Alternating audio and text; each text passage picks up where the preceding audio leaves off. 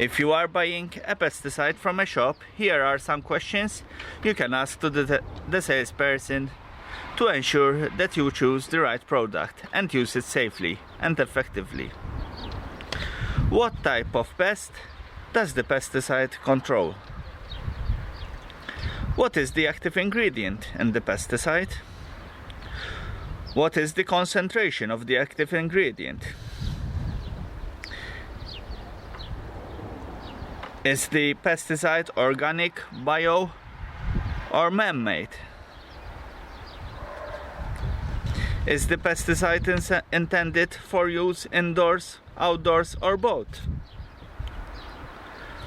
What is the recommended application rate and frequency? What safety precautions should I take when using the pesticide? What protective gear should I wear when applying the pesticide?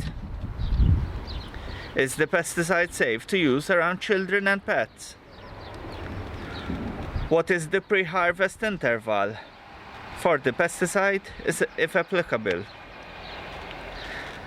Does the pesticides have any special disposal requirements? Are there any restrictions or regulations on the use of pesticides in my area?